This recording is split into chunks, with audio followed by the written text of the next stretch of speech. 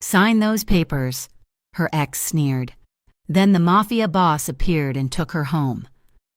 The coastal wind off the Atlantic whipped through the narrow streets of Harborview, carrying the scent of salt and impending rain. Lily Carter pulled her thin beige coat tighter around herself, trying to hide the grease stains on her waitress uniform. She had not had time to change. Her shift at the diner had run 40 minutes over because the lunch rush refused to die down, and her manager, a man with less empathy than a parking meter, had threatened to dock her pay if she walked out before the tables were cleared. Now, she was running late for the meeting that would decide the rest of her life. Her breath hitched in her chest as she practically jogged down 4th Street toward the sleek glass building that housed the law offices of Pendergrass and Associates. Under her arm, she clutched a battered manila folder. Inside were her tax returns, her pay stubs, and a handwritten ledger of every hour she had spent building the bakery she and Darren had started 3 years ago. It was supposed to be their legacy. It was supposed to be the future for their daughter, Emma. Now, it was just another weapon Darren was using to bleed her dry. Lily checked the time on her cracked phone screen. 2:14 in the afternoon. She was 14 minutes late. Darren would love that. He would use it. He would spin it into proof that she was unstable, disorganized, and unfit. The thought made a cold knot of nausea tighten in her stomach. She pushed through the revolving doors, the blast of climate-controlled air chilling the sweat on her back. The receptionist looked up with a practiced, dismissive smile as Lily approached the desk, wind-blown and smelling faintly of fryer grease and maple syrup. "I am here for the mediation with Darren Cole," Lily said, trying to keep her voice steady. "I know I am late." "I am so sorry." "Room B," the receptionist said without checking a computer. "They are waiting." Lily walked down the hallway, her sneakers squeaking faintly on the polished marble. Every step felt like walking to an execution. She stopped outside the frosted glass door marked Conference Room B, took a deep breath that rattled in her lungs, and pushed it open. The room was aggressively neutral, decorated in shades of gray and beige that seemed designed to suck the emotion out of the air.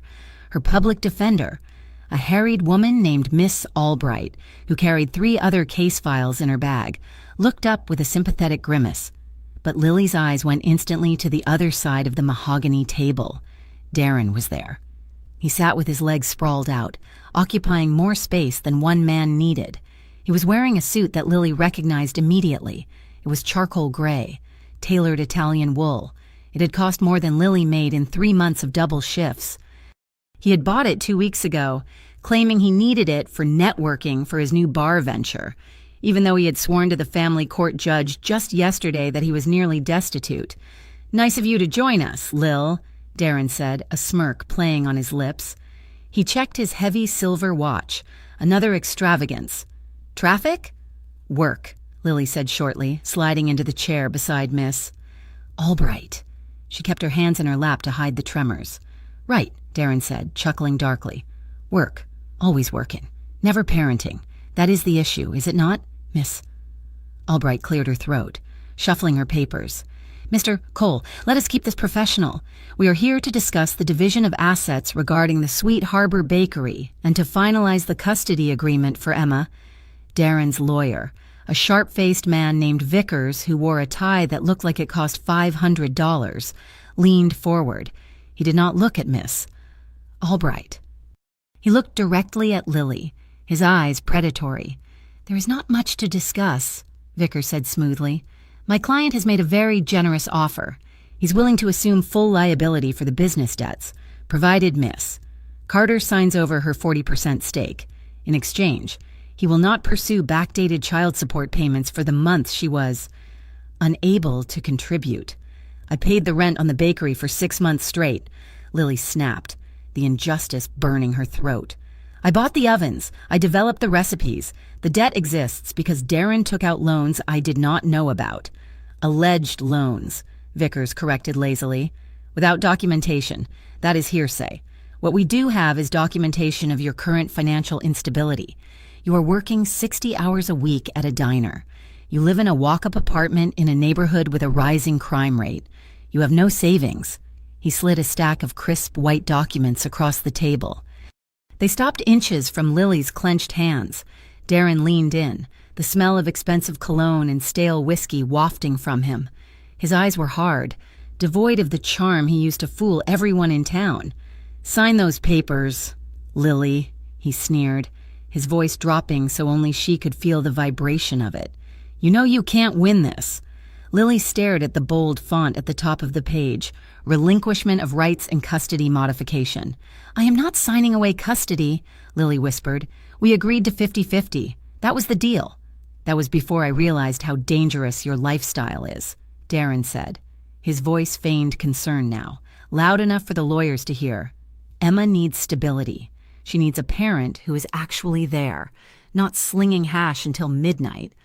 "I work nights so I can walk her to school in the morning," Lily argued, looking at Miss Albright for support. "You know this.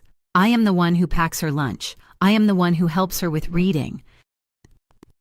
And you are the one who leaves her with a neighbor 3 nights a week," Vickers interjected. "A neighbor with a criminal record. I might add, Mrs. Gable got a parking ticket 10 years ago," Lily cried out. "It goes to character," Vickers said, dismissing her with a wave of his hand. "The fact remains, Mr. Cole is the more stable parent. He has a new business venture opening next week. He has the means to provide. You do not." Lily felt the walls closing in. It was a trap. It had always been a trap.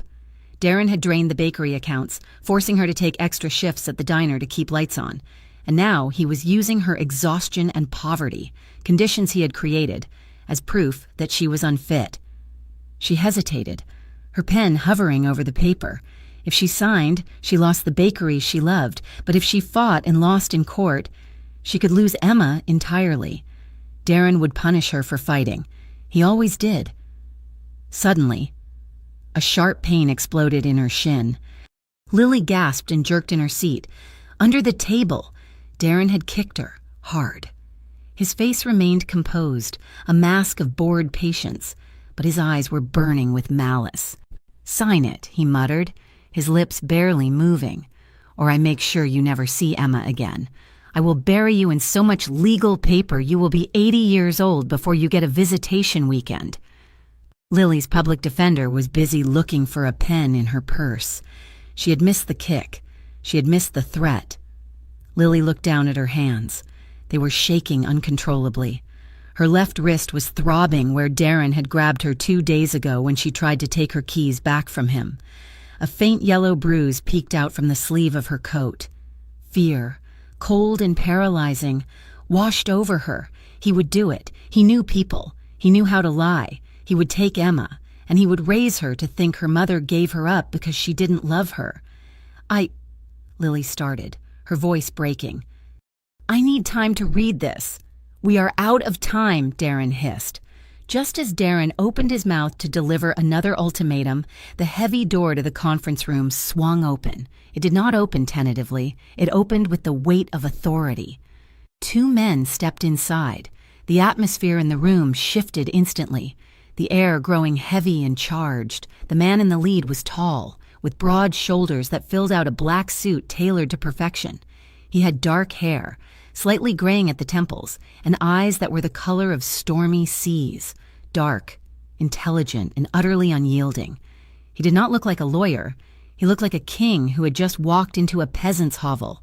Behind him stood a man who was clearly a bodyguard, shaved head, thick neck, hands folded quietly in front of him, scanning the room with a professional paranoia. "Excuse the interruption," the lead man said. His voice was a deep baritone, smooth like aged bourbon but carrying an undercurrent of steel. He did not sound sorry at all. Vickers sat up straighter, adjusting his tie nervously. "Who are you? This is a closed mediation." The man walked to the head of the table, ignoring Vickers completely. He placed a leather briefcase on the mahogany surface with a deliberate thud. "My name is Dominic Moretti," he said. The color drained from Darren's face. Lily heard his breath hitch, a sharp intake of air that sounded like panic. Even Lily knew the name. In Harborview, the Moretti family was legend. They owned the shipping docks. They owned the high-end real estate. They owned the politicians. They were the Mafia, though no one ever said the word out loud. Dominic Moretti turned his gaze to Darren. It was a cold, measured look, like a scientist examining an insect before dissection. "I am the owner of the building on Fifth Avenue where you are attempting to open your bar, Mr. Cole," Dom said calmly, "and I am here as a concerned creditor." I have the rent," Darren stammered, his arrogance evaporating instantly. He tried to stand, but his legs seemed to fail him, and he sank back into his chair. "The check is in the mail, Mr. Moretti, I swear." "Your check bounced," Dom said. He did not raise his voice. He did not have to. 3 times, as did the deposit for the renovation permits. Dom opened his briefcase. His movements were precise, elegant. He pulled out a file, much thicker than Lily's, and slid it across the table. It fanned out, revealing bank statements, loan applications, and copies of signatures. "You are 4 months behind on payments before you have even opened the doors," Dom continued, his tone conversational but deadly. "This places you in default. Technically, I own everything inside that property. The fixtures, the stock, the liquor license." He tapped a specific document with his index finger. "And this," Dom said, looking at Vickers now. "This is a loan application submitted to a private lender last week. It uses the Sweet Harbor Bakery as collateral. The signature belonging to Miss Carter on the guarantor line is a clumsy forgery." Lily's head snapped up. "What?" Dom looked at her then. For the first time, the coldness in his eyes thawed, just a fraction. He looked at her not as a nuisance, but as a person. He took in the fraying cuffs of her coat, the exhaustion etched around her eyes, and the way she was holding herself, tight, defensive, terrified. His gaze dropped to her left wrist, where her sleeve had ridden up, exposing the bruise Darren had given her. Dom's jaw tightened, a muscle feathered in his cheek. The temperature in the room seemed to drop 10 degrees. "Is this true?" Miss Albright asked, finally finding her voice. She grabbed the paper Dom had pointed to. "My client never signed this." "It is a misunderstanding," Darren said quickly, sweat beading on his forehead. "Paperwork error." "I was going to fix it." "You committed fraud," Dom said, "and you are attempting to leverage a business you do not own to pay debts you cannot afford." He looked back at Lily. "Does he threaten you often, Miss Carter?" The directness of the question caught Lily off guard. She stared at this stranger, this dangerous man who had just walked in and dismantled Darren's lies in under 2 minutes. Lily started. She looked at Darren. His eyes were wide, pleading with her to shut up, but there was still that glint of violence there, the promise of punishment later. "He says I am unstable," Lily said quietly, her voice trembling. "He says he is the stable one." Dom made a sound that was half laugh, half scoff. "Stable, mister. Cole owes $40,000 to loan sharks in Atlantic City. He has a gambling addiction that he hides very poorly. If he gets custody of your daughter, the first thing he will do is use the child support payments to cover the interest on his debts." Darren slammed his hands on the table and stood up. The chair screeched against the floor. "You shut your mouth!" Darren shouted, his face turning an ugly shade of red. He lunged forward, leaning over the table toward Lily, ignoring the Mafia Don standing 3 feet away. "You put him up to this, didn't you? Lily, you think you can embarrass me. You are coming home with me after this, and we are going to settle this without—" Dom moved. It was a blur of motion, too fast for a man of his size. 1 second he was standing by the briefcase. The next he was between Lily and Darren. He did not shove Darren. He simply occupied the space, a solid wall of black wool and muscle. "Sit down," Dom said. The voice was low. It wasn't a shout. It was a rumble, like the warning growl of a predator. Darren froze. He looked at Dom, then at the bodyguard who had taken a step forward, hand drifting inside his jacket. "The meeting is over," Dom stated. He looked at Vickers. "Your client is leaving. If I see any further legal action against Miss Carter based on these fraudulent claims, I will hand this file to the district attorney. And if I hear that Mr. Cole has approached Miss Carter or her daughter again—" Dom paused. He turned his head slightly, locking eyes with Darren. "I will handle it personally. Do you understand?" Darren swallowed hard. He grabbed his briefcase, his hands shaking nearly as badly as Lily's had been earlier. "Let's go," he muttered to his lawyer. They scrambled out of the room like rats fleeing a sinking ship. The silence they left behind was deafening. Lily sat frozen, her heart hammering against her ribs like a trapped bird. She looked up at Dominic Moretti. Up close. He was even more imposing. He smelled of sandalwood and expensive tobacco. "Are you all right?" he asked. The menace was gone from his voice, replaced by a surprising softness. I don't know," Lily admitted. She felt lightheaded. "Thank you. I don't know why you did that, but thank you." "I dislike bullies," Dom said simply. "And I dislike bad investments. Darren Cole is both—" Miss Albright was staring at Dom with a mixture of awe and fear. "Mr. Moretti, I appreciate the evidence regarding the forgery. This changes everything for the custody case." "Good," Dom said. "Make sure it does." He nodded to Lily, a polite, almost old-fashioned gesture, and turned to leave. Lily packed up her things with trembling fingers. She needed to get out of here. She needed to pick up Emma. She needed to breathe. She hurried out of the office 5 minutes later, saying a hasty goodbye to Miss Albright.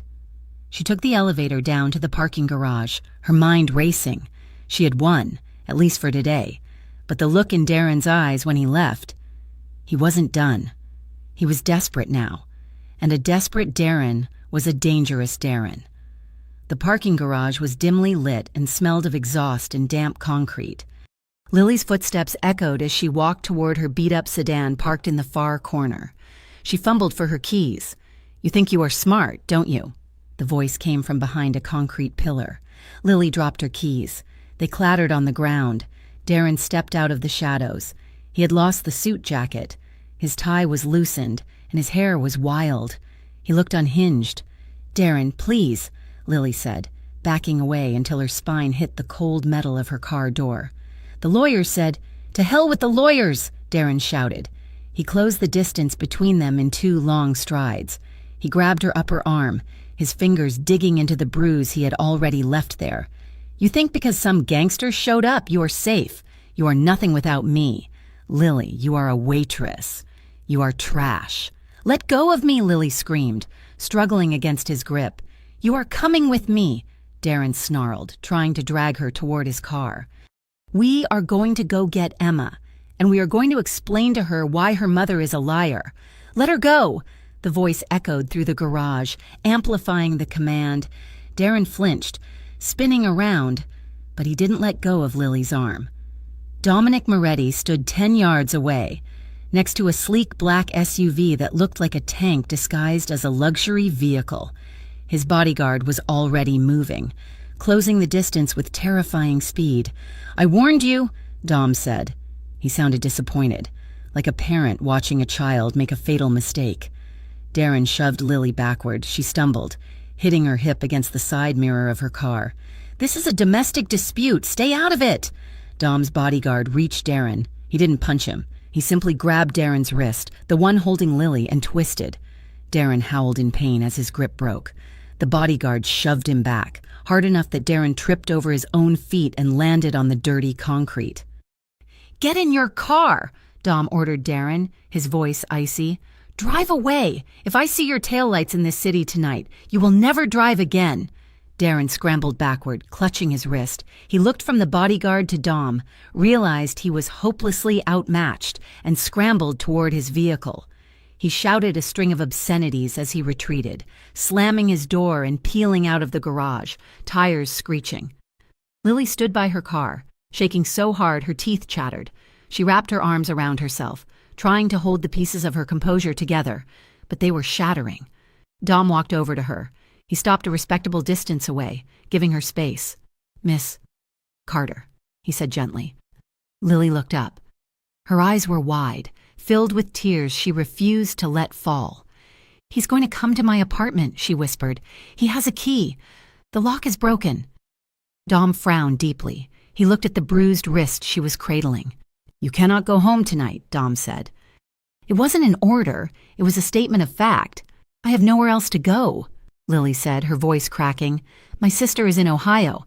I can't afford a hotel. Dom hesitated. He looked at his bodyguard, then back at Lily. He slowly raised a hand, palm open, and held it near her shoulder but did not touch her. He waited until she nodded slightly before he lowered his hand, not making contact but offering a silent shield. Come with me, Dom said. With you? Lily asked, a hysterical laugh bubbling up in her throat. You are Dominic Moretti. I am, he acknowledged, which means I am the safest person in this city for you to be with right now. I have a guest suite. It is secure. No one gets through my gates unless I want them to. Let Darren cool off. Let my men find him and ensure he stays away. Lily looked at the black SUV. It was a terrifying invitation. Getting into a car with a mafia boss? It was insane. It was the kind of thing that ended with her face on a milk carton. But then she thought of her apartment door with the splintered jamb. She thought of Darren's face, twisted with rage. She thought of Emma. I have to pick up my daughter, Lily said automatically, though she knew Emma was safe at her mother's friend's house until the morning. Wait, no, she had arranged for Mrs. Gable to keep Emma tonight because of the late mediation. Emma was safe. Lily was the target. We will ensure your daughter is watched and safe, Dom promised. But right now, you need to be off the streets. Lily looked into his eyes. They were dark, dangerous, and lived in. But there was no deception there.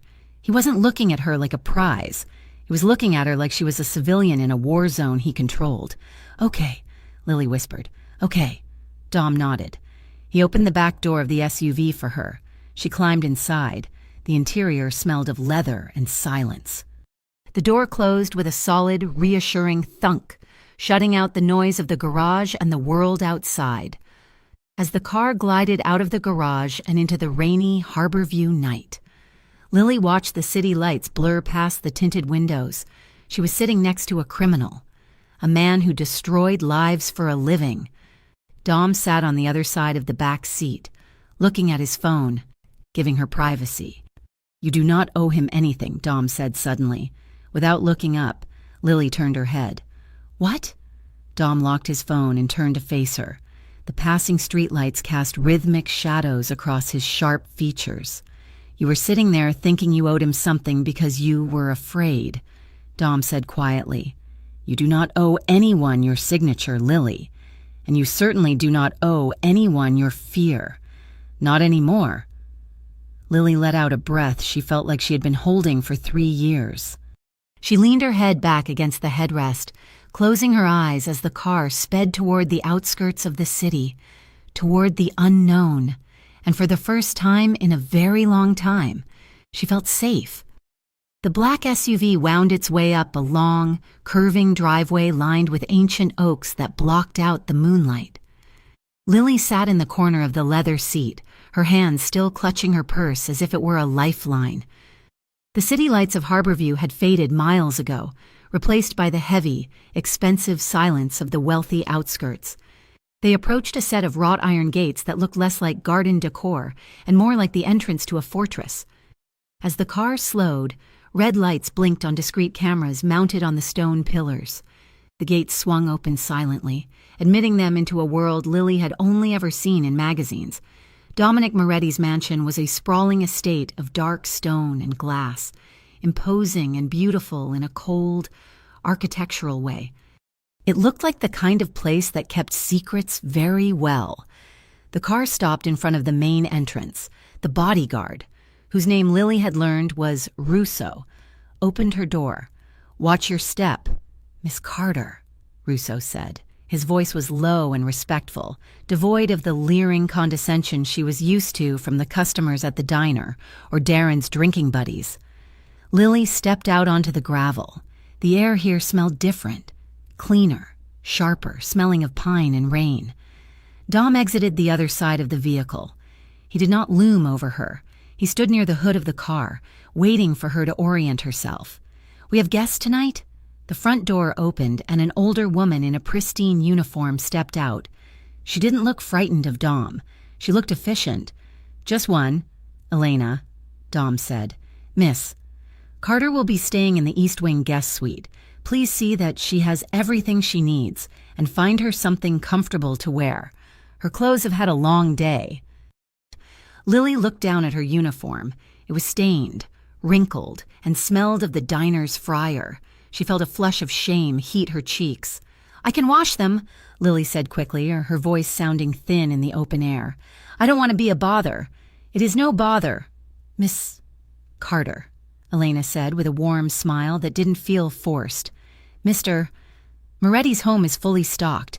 Please, come in out of the cold." They treated her like royalty. That was the most confusing part. Lily walked through the grand foyer, her sneakers squeaking on marble floors that cost more than her life's earnings. The staff she encountered, a man dusting a painting, another carrying a tray, nodded to her with genuine politeness. There were no side glances, no judgment. It unsettled her. She was used to being the invisible waitress, the struggling single mom, the woman Darren spoke over and spoke for. Here, people looked her in the eye and waited for her to speak. Elena led her to a suite on the second floor. It was larger than Lily's entire apartment. The walls were a soft cream, the furniture dark wood and plush velvet. "There are fresh towels in the bathroom," Elena said, placing a stack of folded clothes on the bed. "These are some of my daughter's things she left behind. They should fit. She's about your size. I will leave you to freshen up." When the door clicked shut, the silence rushed back in. Lily stood in the center of the room, trembling. The adrenaline of the confrontation at the law office was fading, leaving behind a bone-deep exhaustion. She walked into the bathroom, which was lined in white marble and chrome. She turned on the tap, splashing cold water on her face. When she looked up into the mirror, she barely recognized the woman staring back. Her eyes were rimmed with red. Her hair was escaping its messy bun. She slowly peeled off her uniform. As the fabric fell away, she saw the map of her last few months written on her skin. She was too thin. She could see the outline of her ribs from skipped meals. And then there were the bruises, the yellowing one on her upper arm from last week, the fresh, angry red marks on her wrist where Darren had grabbed her in the garage just an hour ago. Lily traced the mark with a trembling finger. "What are you doing?" she whispered to her reflection. "You are in a Mafia boss's house. You brought this darkness into your life. What about Emma?" The fear that she had made a terrible mistake clawed at her throat. Darren was a monster. Yes, but he was a monster she knew. Dominic Moretti was a wolf she had just invited into the sheep pen. A soft knock on the doorframe of the bedroom made her jump. She grabbed the thick white robe hanging on the hook and wrapped it tightly around herself, tying the sash with shaking hands before stepping out into the sitting area. Dom was standing in the open doorway. He had shed his suit jacket and loosened his tie. He looked less like a titan of industry and more like a man who carried the weight of the world on his shoulders. He did not step into the room. He stayed on the threshold, respecting her space. "I wanted to check if the accommodations are acceptable," Dom said. His eyes flicked over her face, noting the damp hair and the robe, but he didn't leer. He looked concerned. "It is too much," Lily said honestly. "I'm not used to this." "It is just a room, Lily," Dom said. "It is warm and it has a lock. That is all that matters tonight." He hesitated, then gestured vaguely to the hallway. "I was going to make some food. I realized neither of us ate dinner, unless you would prefer to sleep." "I'm not sure I can sleep," Lily admitted. Her stomach gave a traitorous rumble. Dom's mouth quirked in a small, almost imperceptible smile. "Come. The kitchen is this way." Lily followed him downstairs, barefoot on the plush runners. The house was quiet now. The staff seemed to have vanished into the wings. The kitchen was a chef's dream: stainless steel, copper pots, a stove with 6 burners. Lily expected Dom to tap a bell for a servant. Instead, he rolled up the sleeves of his white dress shirt, revealing forearms corded with muscle and a faint scar running down his left wrist. He walked to the fridge and pulled out a carton of eggs, a block of cheese, and a package of cured pork. "You cook?" Lily asked, surprised. "My mother insisted," Dom said, setting a pot of water to boil. She said a man who cannot feed himself is useless, and a man who cannot feed a woman is a disgrace. Lily watched him move. He was efficient, chopping the meat with rhythmic precision.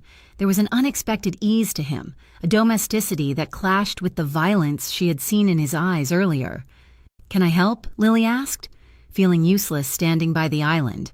"You can sit," Dom said. "You've been on your feet all day. I saw the shoes." Lily climbed onto one of the high stools at the island. Dom worked in comfortable silence for a while, the smell of rendering fat and pasta water filling the air. "How old is Emma?" Dom asked without turning around. 6, Lily said, a reflex smile touching her lips at the mention of her daughter. She is the best thing I have ever done. She wants to be an astronaut this week. Last week it was a veterinarian." Dom turned, leaning his hip against the counter while the pasta cooked. "And Darren? Does he know she wants to go to the moon?" Lily's smile faded. She traced the grain of the granite countertop with her fingernail. "Darren doesn't ask. He used to. In the beginning. He was charming. He made me feel like I was the only person in the world. But then, slowly, the world just got smaller. First he didn't like your friends," Dom said quietly. "Then your family was too critical. Then your job took too much time away from him." Lily looked up, startled. "How did you know?" Dom's expression softened, a shadow passing behind his eyes. "Because control always looks the same. Lily. It starts with affection and ends with a cage. I have seen it before. Men who feel small try to make the women around them smaller so they can feel big by comparison." The accuracy of his words hit her like a physical blow. Darren hadn't just hit her. He had erased her. He had made her doubt her own mind. "I just wanted to build something," Lily whispered. "The bakery. It was supposed to be ours, but I did all the work, and he took all the credit. And when I tried to leave, he made you feel like you couldn't survive without him," Dom finished. He moved the pan off the heat, tossing the pasta with the egg and cheese mixture. "He's a liar. Lily, you built that bakery. You are raising that girl. You are the survivor. He is the parasite." He slid a bowl of carbonara in front of her. It looked simple and perfect. "Eat," he commanded gently. Lily took a bite. It was rich and salty and comforting. "This is amazing," she mumbled. Dom sat across from her with his own bowl. His knees bumped hers under the overhang of the island. Lily flinched instinctively, but Dom didn't pull away, nor did he press closer. He just let the contact exist, a warm, solid presence. "My father couldn't boil water," Dom said, changing the subject. "He was a terrifying man, ran half the city, but if my mother wasn't home, he would eat cereal for dinner." Lily laughed. It was a rusty, jagged sound, but it was real. "My dad was the same. He once tried to make grilled cheese and set the toaster on fire. Who puts cheese in a toaster?" "An optimist," Dom quipped, his eyes crinkling at the corners. They ate in a comfortable rhythm, exchanging small stories. Lily told him about Mrs. Gable's cat who attacked mailmen. Dom told her about the time he tried to hide a stray dog in his room for 3 days before the housekeeper found it. For 20 minutes. Lily forgot. She forgot the mediation, the lawyers, the fear. She just saw a man with tired eyes who made excellent pasta and listened to her as if her words had value. "You know," Lily said, wiping her mouth with a napkin, "you are not what people say you are." Dom swirled the wine in his glass, looking down at the dark liquid. "And what do people say I am?" "Cold," Lily said, "ruthless, dangerous." Dom looked up, his gaze locking with hers. The humor vanished, replaced by a heavy intensity.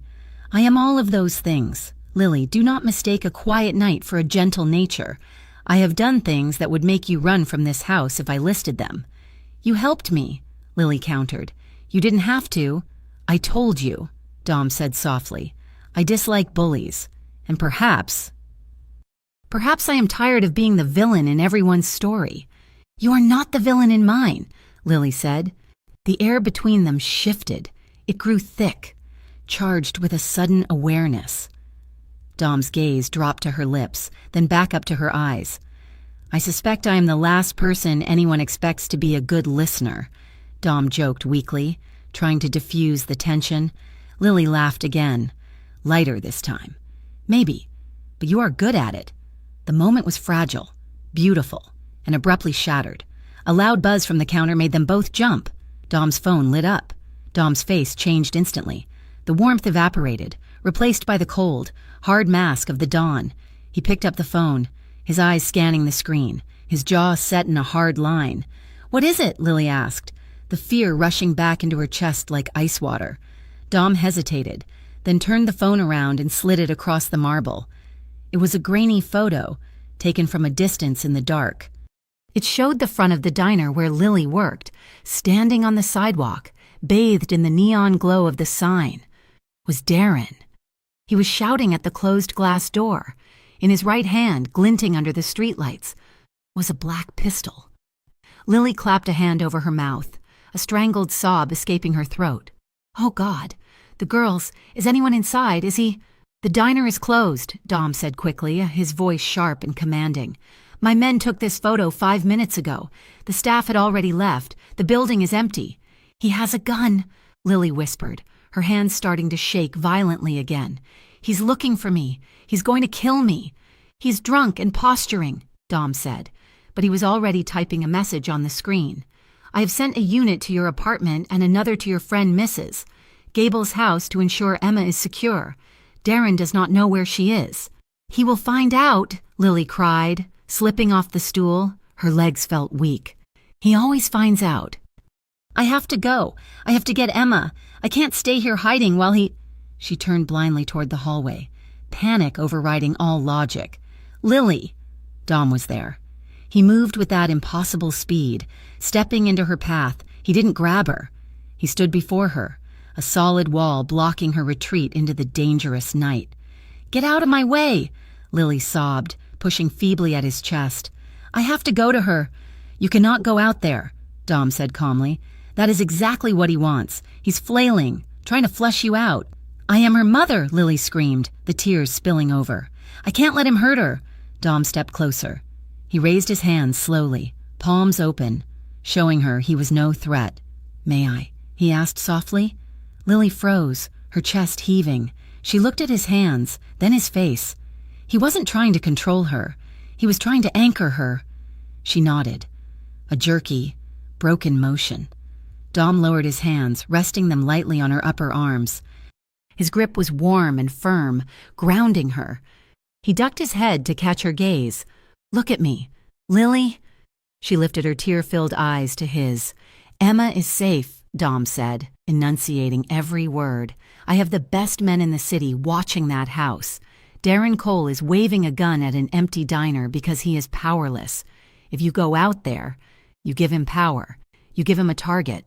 "I'm scared," Lily whispered, her voice breaking. "I know," Dom said. His thumb swept back and forth against the fabric of her robe, a soothing, rhythmic motion. "But you are not alone, and you are not helpless. Not anymore. I have you. I have her. Do you understand?" Lily took a ragged breath. She could smell him. Soap, sandalwood, and the faint metallic scent of the night air clinging to his shirt. The heat from his body radiated into hers, chasing away the chill of the fear. She stopped fighting. Her breathing slowed, sinking with the steady rise and fall of his chest. "You have us?" she repeated, the words feeling foreign on her tongue. "I have you," Dom vowed. The silence in the kitchen changed again. It wasn't comfortable domesticity this time. It was heavy, electric, and dangerously intimate. Lily became acutely aware of how close they were. Her hands were resting flat against his chest, right over his heart. She could feel it beating. Steady. Strong, a drumbeat of protection. She looked up at him. Dom was looking at her with an intensity that made her knees weak. His eyes were dark, the pupils blown wide. He looked at her mouth, then forced his gaze back to her eyes. Lily felt a pull she hadn't felt in years. Maybe never. It was a magnetic need to be closer to the source of this warmth. Without thinking, she took a half step forward. Her fingers curled into the lapel of his shirt, grazing the skin of his neck. Dom's breath hitched. His hands tightened slightly on her arms, not hurting, but holding on as if he were the one who needed anchoring. "Lily," he warned, his voice a rough gravel. "I don't want to be scared," Lily whispered. She didn't know what she was asking for. She just knew she didn't want him to let go. Dom closed his eyes for a second, a look of pained restraint crossing his face. When he opened them, the fire was still there, but it was leashed. He reached up, one hand leaving her arm to gently brush a loose strand of honey-colored hair behind her ear. His knuckles grazed her cheekbone, leaving a trail of fire. "You are safe here," Dom whispered. "But I want you to feel safe because you trust me, not because you are obligated to me, not because you are afraid of what is outside." He was giving her an out. He was refusing to be another man who took advantage of her vulnerability. The tenderness in his voice did more to undo her than any grand gesture could have. A flush rose on her cheeks, hot and telling. "I do trust you," she breathed. Dom stared at her for a long beat. The air between them crackled, the distance of mere inches feeling like a chasm they were both terrified to cross. Then, slowly, he stepped back. His hands fell from her arms. The loss of contact was a physical coldness. "You should sleep," Dom said, his voice tight. "Tomorrow is going to be a long day." He walked her back to the guest suite. They walked in silence, the unspoken attraction hanging heavy in the hallway. At her door, Lily turned to face him. She felt raw, exposed, and confusingly disappointed that he had pulled away.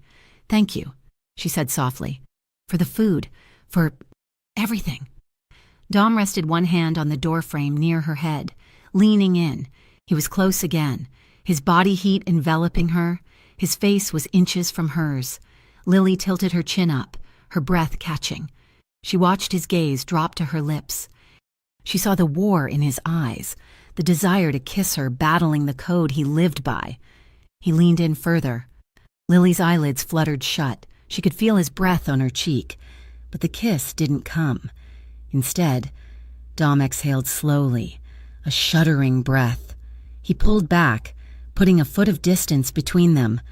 "I will send a driver for Emma in the morning," Dom said, his voice husky.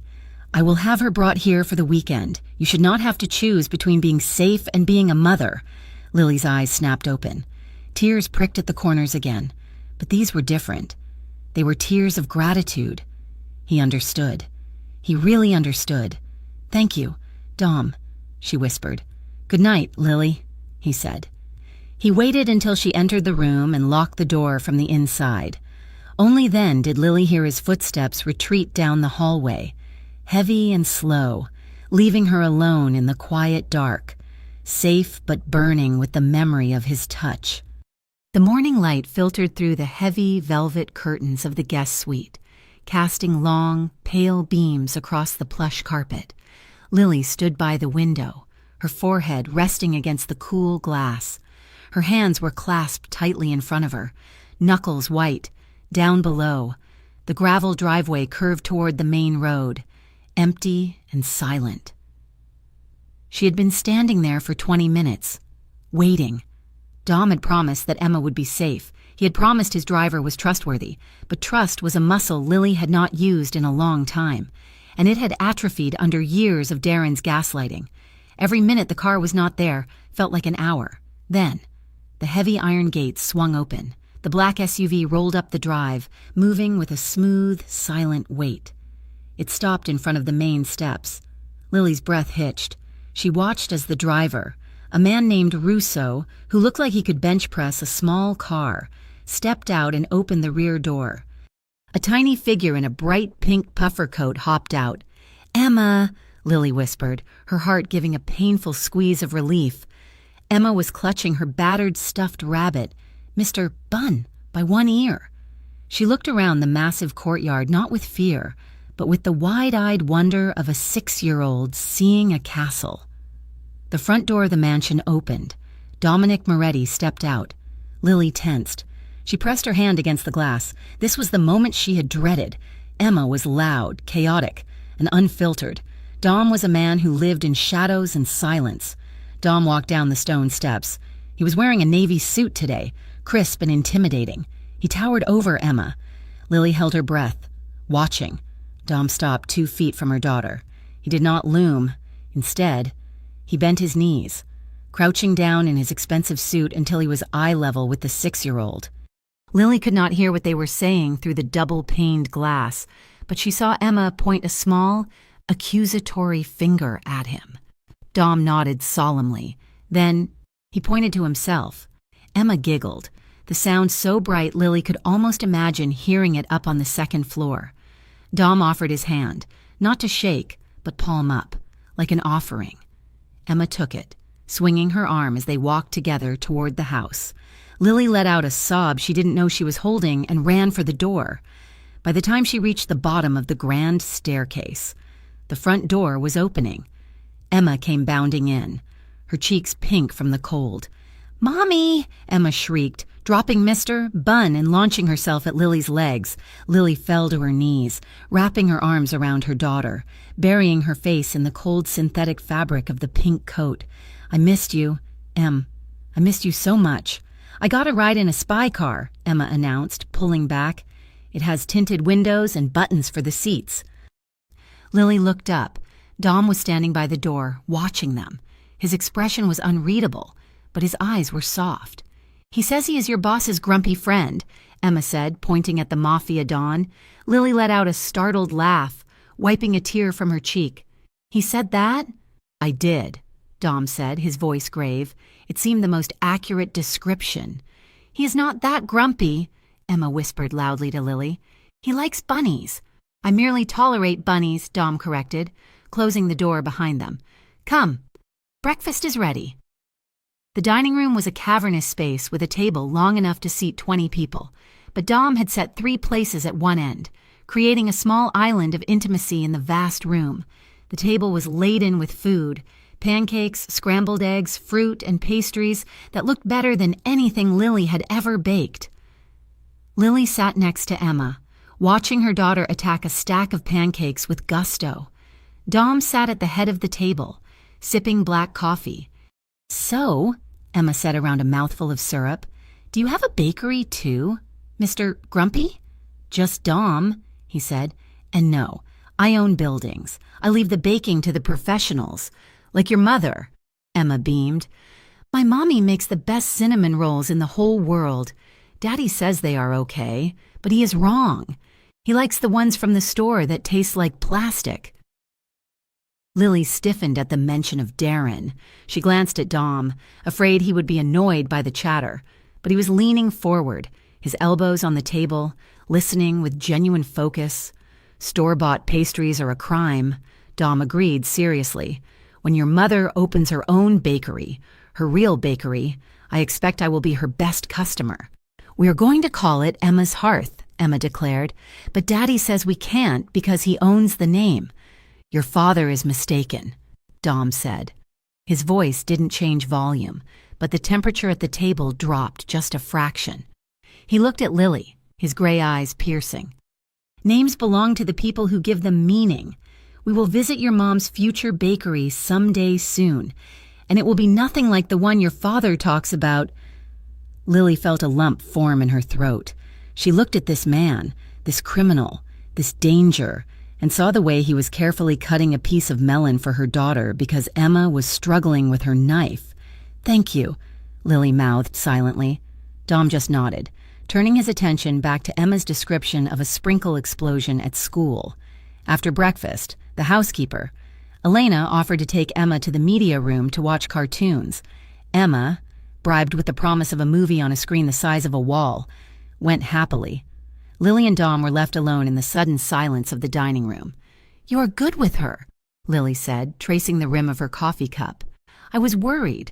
"Children are easy," Dom said, standing up. "They are honest. Adults are the ones who lie.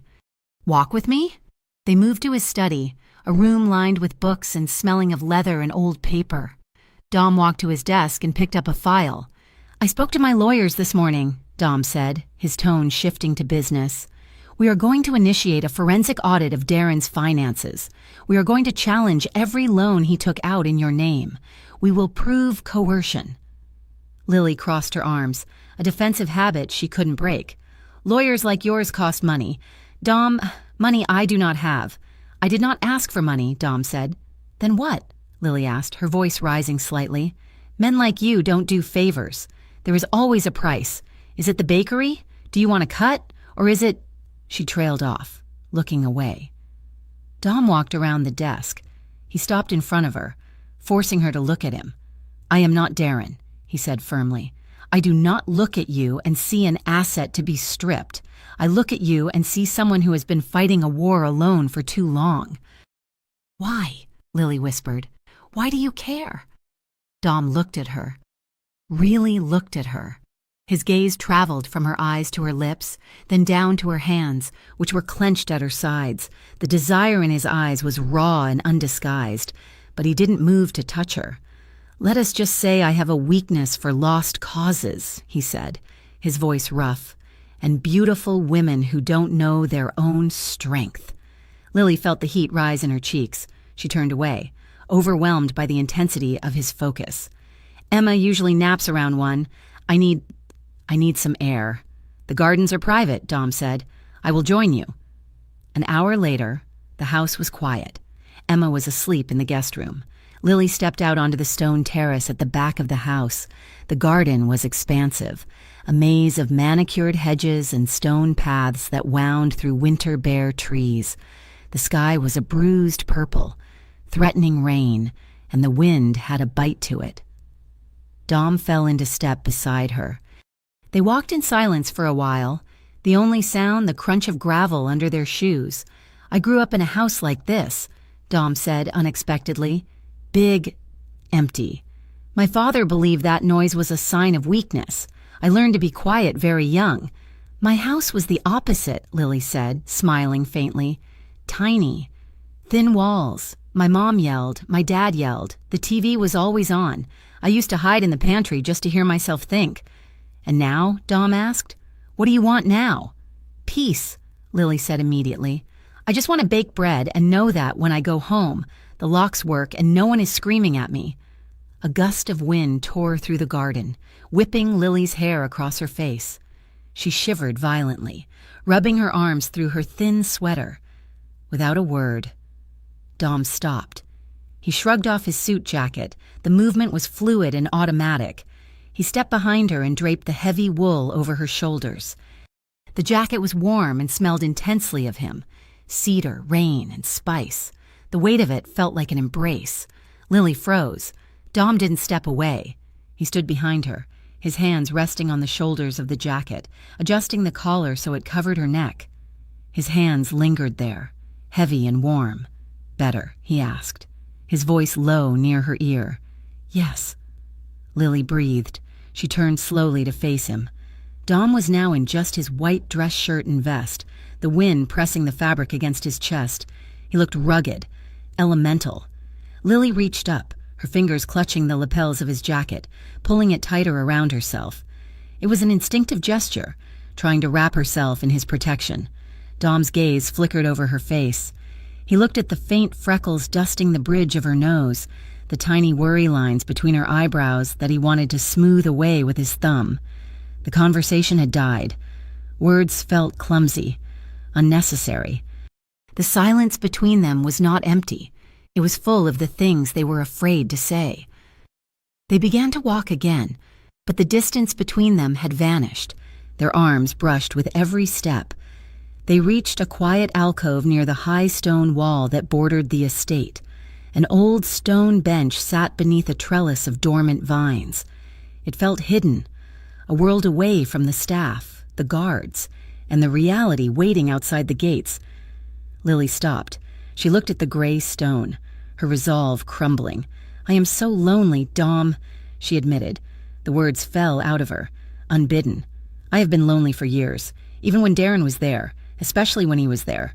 Dom turned to her. He didn't offer platitudes. He just listened. "And being here." Lily looked up at him, her eyes shining with unshed tears. "It is terrifying. Not because of who you are, but because you look at me like I matter, and I am terrified that you have the power to save me or destroy me with one phone call.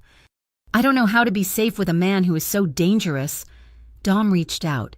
He took her left hand, the one Darren had bruised. He held it gently, his thumb tracing slow, hypnotic circles over her knuckles. "I am a dangerous man, Lily," Dom said softly. "I will not lie to you about that. I have blood on my hands, and I have enemies who would kill me to take what I have." He stepped closer, invading her space, filling her vision.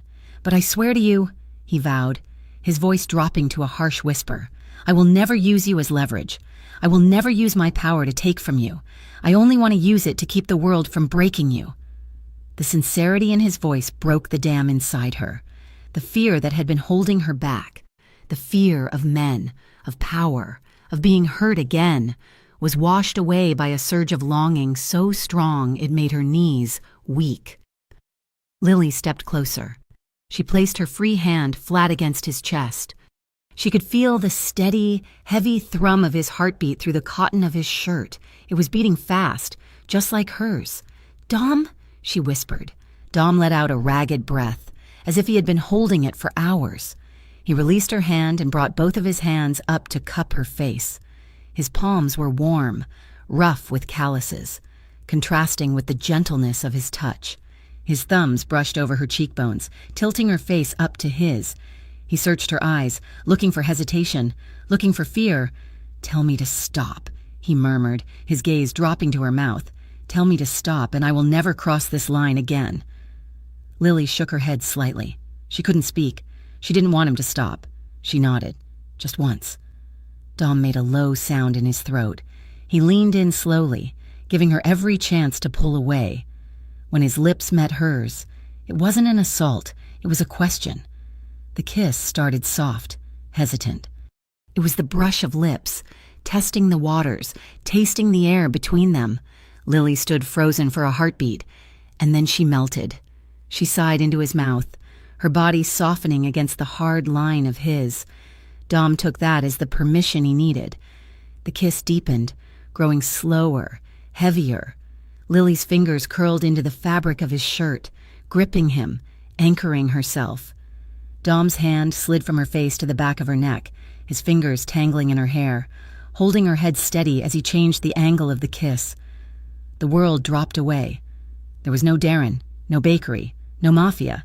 There was just the taste of coffee and mint, the scratch of his stubble against her chin, and the overwhelming heat of his body.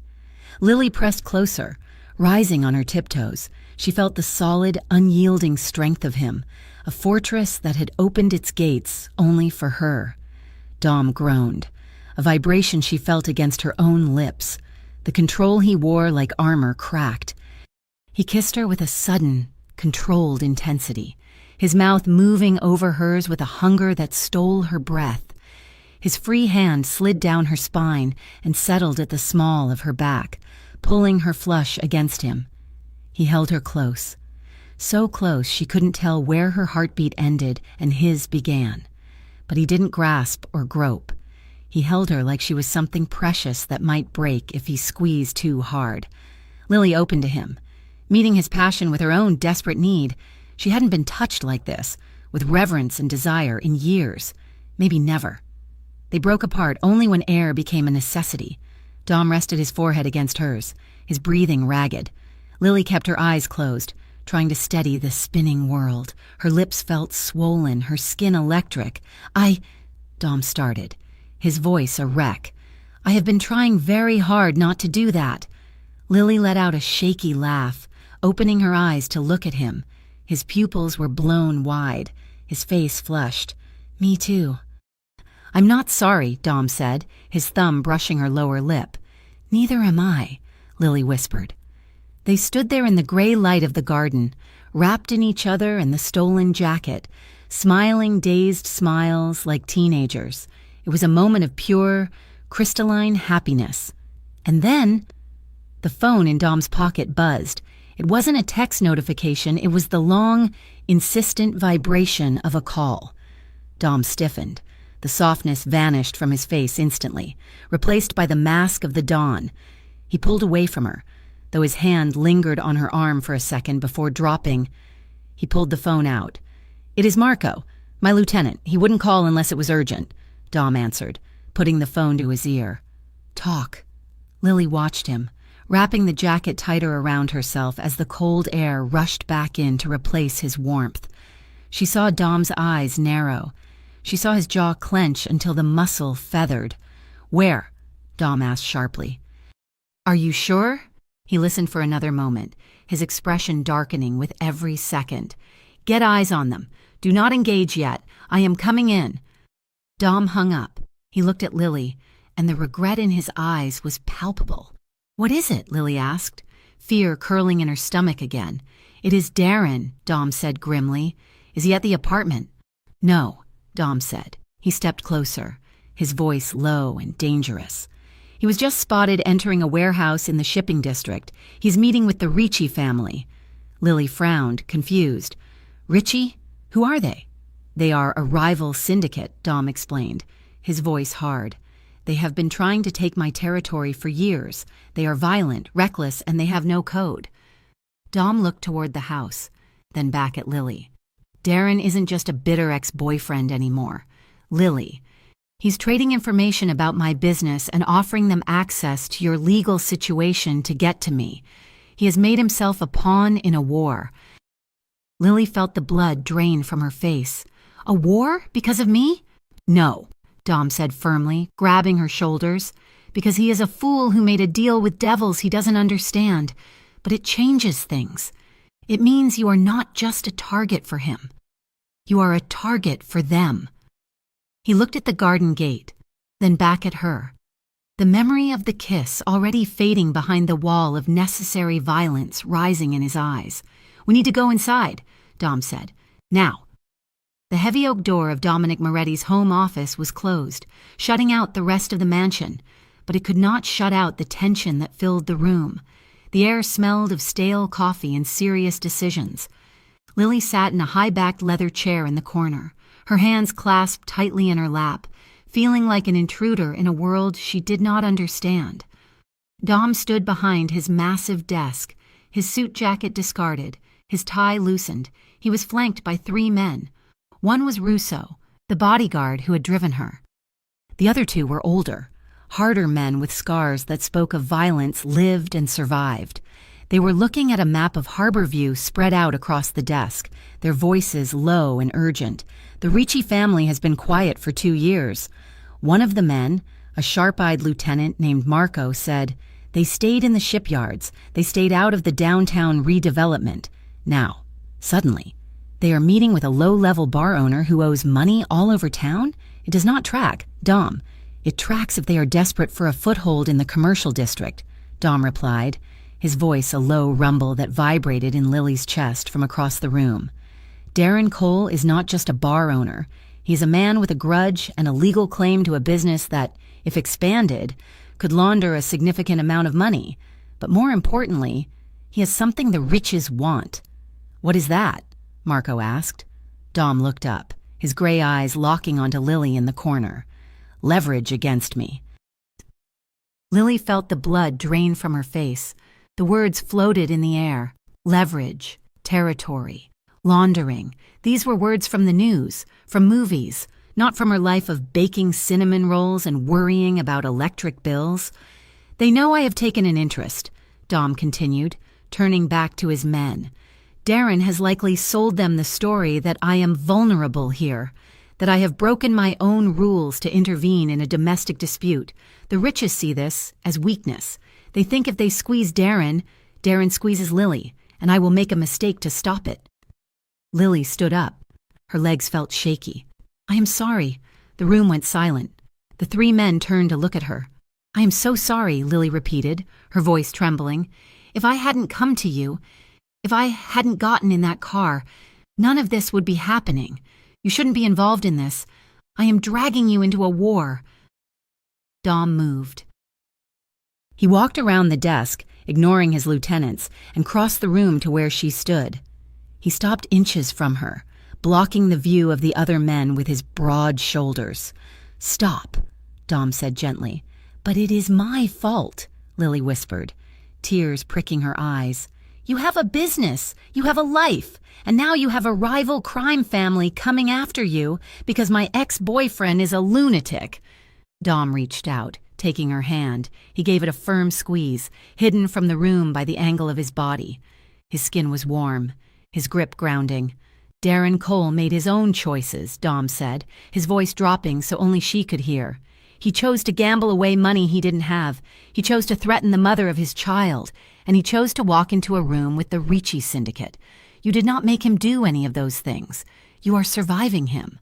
Lily, that is not a crime. He squeezed her hand again, his thumb brushing over her knuckles. You are not a burden, Dom vowed. You are someone I want to protect. There is a difference. Lily looked up at him, searching his face. The hardness was there, the steel that ran his empire, but beneath it was that same tenderness he had shown her in the garden. She took a breath and nodded. Dom turned back to the room, his hand leaving hers but the warmth lingering. We move them tonight, Dom announced to his men. The mansion is a fortress, yes, but it is a target. It is isolated. If the Ricci's make a move, they will expect her here. We are going to the safe house on 4th Street. The apartment? Marco asked, raising an eyebrow. It is in the middle of the city. Exactly, Dom said. Hidden in plain sight, controlled access, steel-reinforced doors, and it is 3 blocks from the police precinct. Even the Ricci's are not stupid enough to start a firefight there. I still have to work, Lily said, her voice finding a little more strength.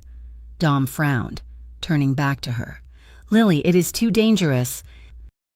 I have to, she insisted. If I stop working, Darren's lawyer will use it in court. He will say I have no income, that I am unstable. I cannot give him that ammunition. And besides, I need to feel normal. I cannot just sit in a room waiting for something to happen. Dom stared at her, his jaw working as he weighed the risks. He clearly hated the idea, but he also respected the fire in her eyes. Fine, Dom conceded reluctantly, but you do not go alone. Russo goes with you. He sits at the counter. He drinks coffee. He does not leave your side until you are back in the safe house. Lily nodded. I can work with that.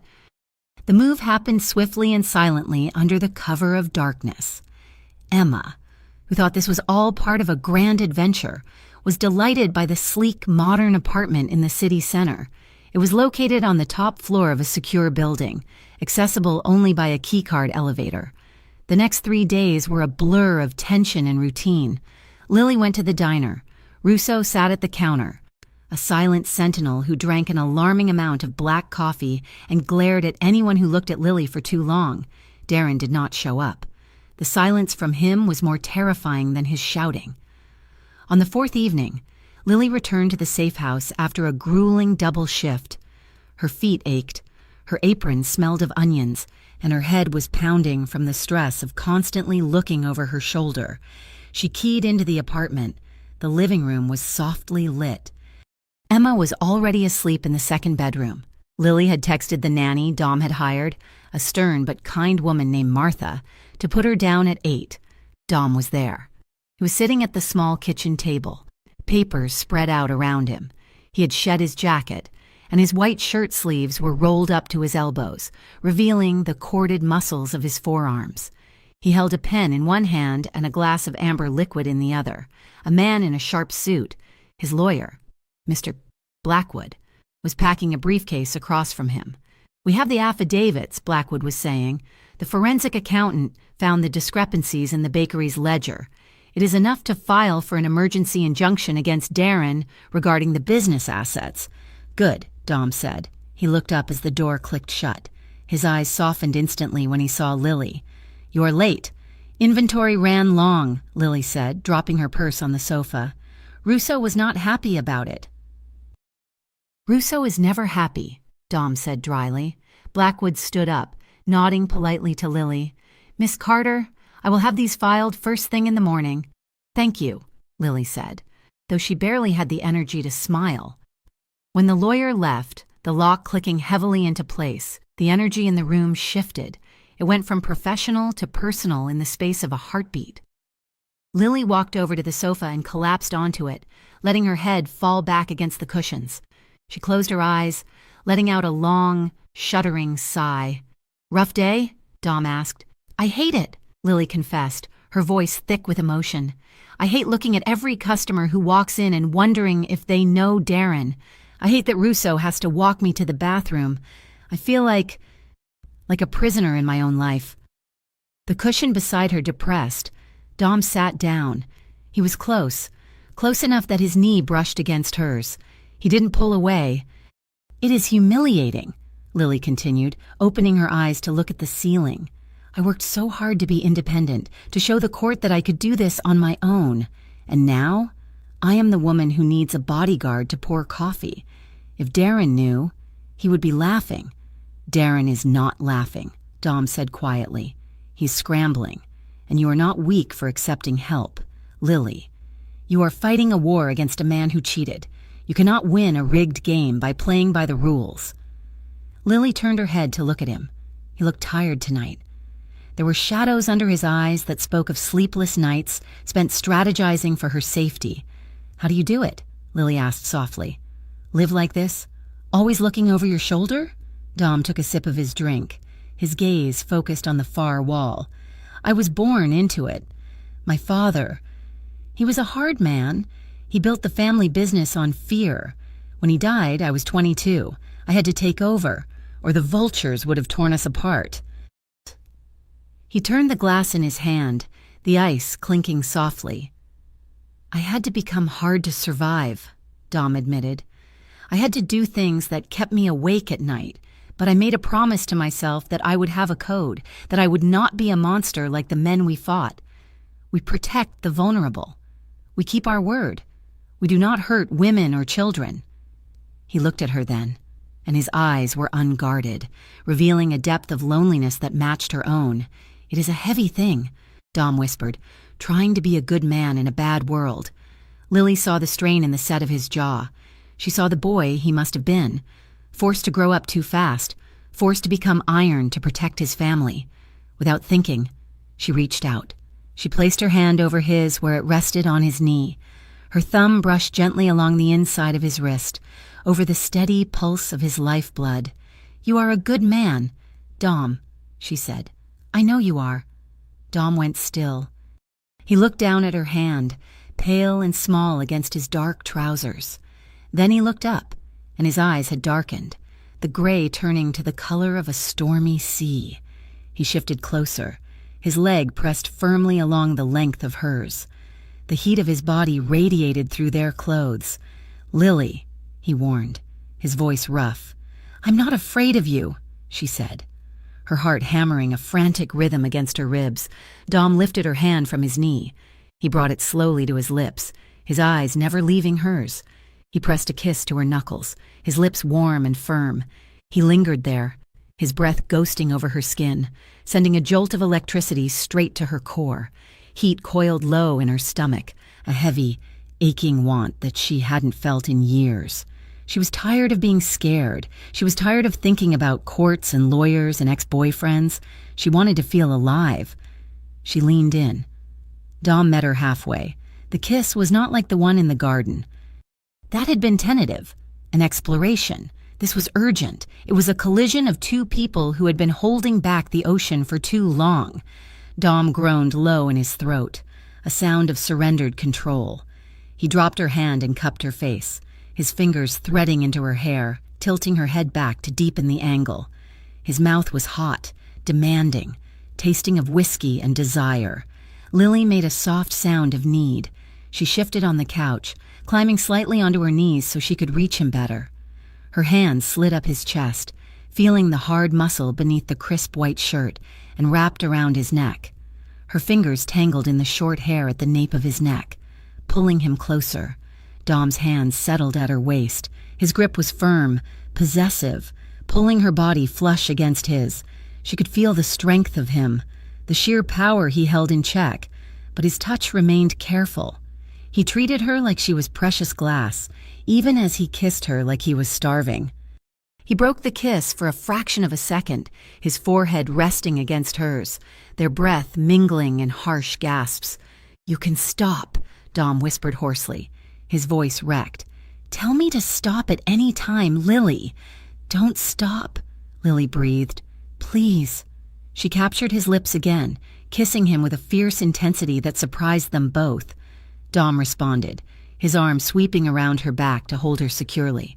He pulled her onto his lap, her legs straddling his waist, reducing the distance between them to 0. The world narrowed down to the sensation of his hands on her back, his mouth moving along her jawline, the scratch of his stubble against her sensitive skin. He kissed the sensitive spot below her ear, and Lily arched her back, a gasp escaping her lips. "You are so beautiful," Dom murmured against her skin. "I have wanted to do this since the moment I saw you standing in that conference room." Lily held him tighter, burying her face in the crook of his neck, breathing in his scent. She felt safe. She felt desired. She felt like she was home. Dom's hand moved up her spine, pressing her closer, his forehead resting against hers. He held her there, breathing deeply, as if trying to memorize the feeling of her in his arms. It was a moment of profound connection, a silent promise that this was more than just physical. And then, the phone on the coffee table buzzed. It was a sharp, jarring sound that sliced through the haze of passion like a knife. Dom froze. His body went rigid against hers. He pulled back, his eyes clearing instantly, the desire replaced by the cold calculation of the predator. He reached for the phone, checking the screen. "Damn it," Dom cursed softly. He shifted, gently lifting Lily off his lap and setting her back on the cushions. He stood up, buttoning his shirt cuffs with efficient, jerky movements. "What is it?" Lily asked, her voice trembling, her lips still swollen from his kisses. Dom turned the phone screen toward her. It showed a live feed from one of the security cameras mounted outside the building. A dark sedan was circling the block. It slowed as it passed the front entrance. Even in the grainy footage, the license plate was visible. "It is Darren," Dom said, his voice ice cold. "He found us." Lily felt the blood freeze in her veins. The warmth of the last few minutes evaporated, replaced by the familiar, suffocating dread. How? How did he know? "I do not know," Dom said, walking to the window and peering through the blinds. "But he is not alone. There is a second car trailing him. That is Ricci Muscle." He turned back to her. The lover was gone. The boss was back. "Lily, listen to me," Dom commanded, his tone leaving no room for argument. "Take Emma into the interior bedroom. It has a reinforced door. Lock it. Do not open it for anyone but me or Russo.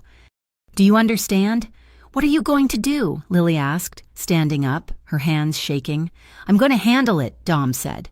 He walked to a hidden panel in the wall near the kitchen and opened it. Inside was a black holster. He strapped it on with practiced ease. "Dom," Lily whispered, terrified. He walked over to her, grabbing her shoulders. He kissed her forehead, hard and quick. "Go," he ordered. "Now." Lily ran to the bedroom. She woke a groggy Emma and ushered her into the windowless panic room that doubled as a walk-in closet. She locked the heavy deadbolt with trembling fingers. Through the crack in the door before she closed it, she looked back at the living room. Dom stood in the center of the space. He was checking the clip of his weapon. His posture was calm, commanding, and utterly terrifying. He looked like a man preparing for war. Lily clicked the lock shut, sliding down to the floor with her back against the door, pulling Emma into her lap. She realized then, with a sinking heart, that she had crossed a line. She wasn't just observing this world anymore. She was part of it, and she was completely, irrevocably dependent on the dangerous man standing guard on the other side of the door. The streetlights on 4th Street hummed with an electric buzz, casting long, frantic shadows against the brick facade of the safe house. Inside. Lily stood pressed against the window blinds, her breath fogging the glass as she watched the scene unfold on the pavement below. Dominic Moretti's men had intercepted the dark sedan before it could circle the block a third time. 2 black SUVs had boxed the car in against the curb, their headlights blinding the driver. Lily watched as Russo stepped out, his hand resting conspicuously on his hip, signaling a threat without drawing a weapon. But Darren Cole did not look frightened. Through the crack in the blinds, Lily saw him roll down his window. He was grinning. It was a manic, jagged expression that sent a shiver of true revulsion down her spine. He said something to Russo, gesturing wildly toward the apartment building. Russo stiffened, leaning in to deliver a low warning, but Darren just laughed. He pointed a finger at the building, then mimed making a phone call. "He's enjoying this," Lily whispered, stepping back from the window as if he could see her. Dom stood behind her, his face a mask of granite. He is posturing, he has new friends, and he thinks that makes him untouchable. Below, Darren gunned the engine of his car. He shouted something loud enough to carry up to the 3rd floor, his voice echoing off the silent buildings. "Tell her the cops are coming next time. I will tell them you kidnapped them. Let us see who the judge believes then." With a screech of tires that smelled of burnt rubber, Darren swerved around the SUV and sped off into the night. Lily turned to Dom, panic clawing at her throat. "Did you hear him? He's going to call the police. He's going to say you took us." "Let him call," Dom said calmly, though his eyes were hard. "We have the documentation. We have the proof of his fraud. The police will not touch this." "You do not understand," Lily cried, her voice rising. "Darren is a liar, but he is a charming liar. If he spins a story that a mafia boss snatched his daughter, the police will kick down that door before they look at your spreadsheets. They will take Emma. They will put her in foster care until the investigation is over." "I will not let that happen," Dom stated. "You cannot stop the entire police force." "Dom!" Lily snapped. She began to pace the small living room, her hands tangling in her hair. "This is exactly what I was afraid of. By coming here, by involving you, I have given him a weapon. I have turned a custody battle into a criminal investigation." Dom's jaw tightened. "You did not involve me, Lily." "I stepped in because he was threatening you. Would you prefer I had let him drag you into his car at the lawyer's office?" "I don't know," Lily shouted, the exhaustion and fear finally boiling over. "Maybe.